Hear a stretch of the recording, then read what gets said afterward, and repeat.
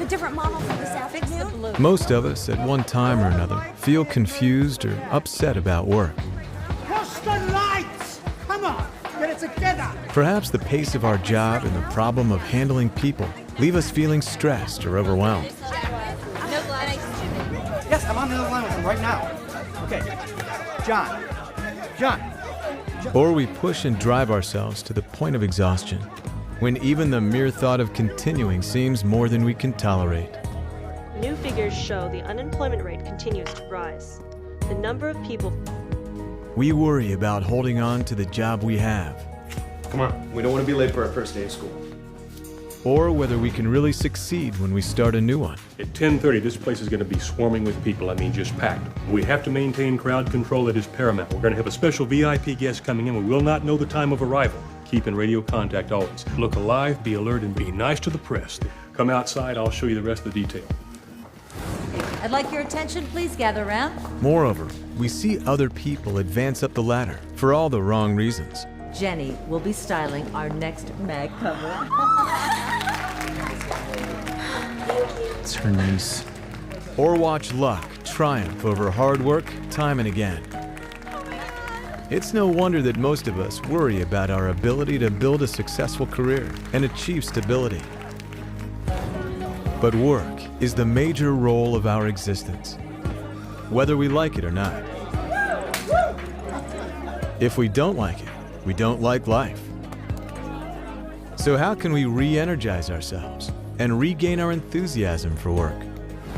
Overcome our insecurities and feel confident and certain about our future? Well, in Scientology it was discovered, in truth, all difficulties and failures stem from confusions. When you're confused about something, you're uncertain. In any aspect of our lives, it is our ability to handle confusion that determines our certainty, security, and success. So, what exactly is confusion?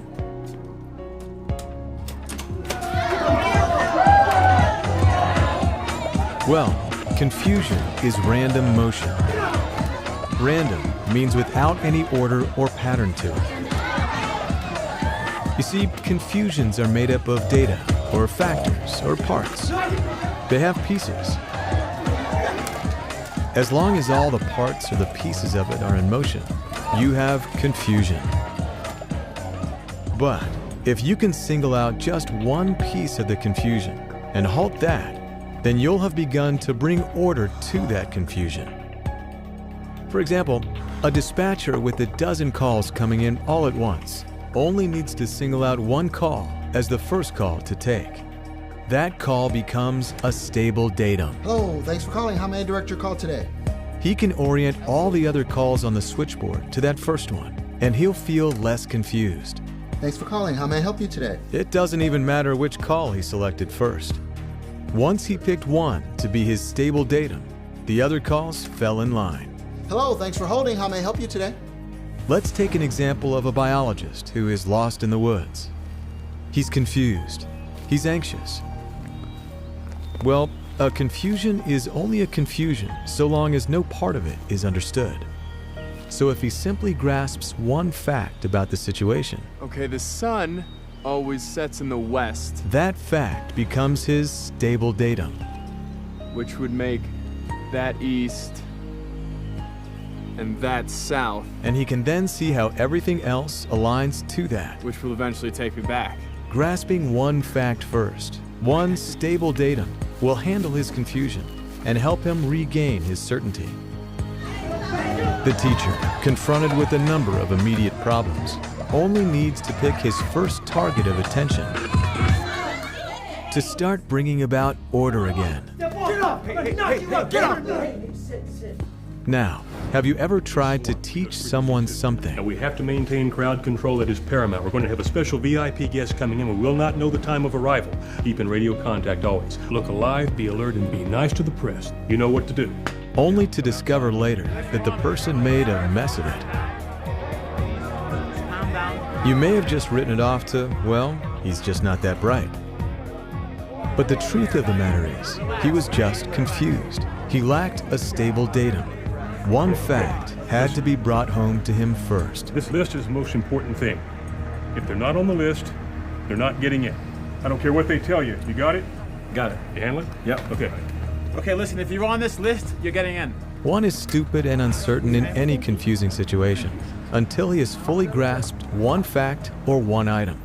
I'm sorry, Bink, I don't see you on the list. My boyfriend is the DJ. I'm sorry, if not on the list, you're not getting in. Sorry? It's Wilkins, reporter for the Globe. Grasping that one fact, he can now relate other things to what he has learned, Mr. Wilkins, you're all set, sir. Thank you. and thus go on to master the confusion in its entirety. Everybody has to come around this way. Now, you may have noticed that to handle any confusing situation, you have to be willing and able to exert some control.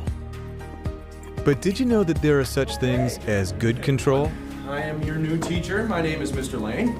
and bad control? What's the lights? Come on. In Scientology, you'll learn what the precise difference is between the two and how you can improve your ability to control the people and things you work with. May I direct your call today? There are many other Scientology tools you can use to significantly improve your chances for success. For example, you're going to learn what specific steps you can take to overcome exhaustion and recover your energy and enthusiasm for your work. You'll also discover exactly why you get tired from handling people all day long and what you can do about it.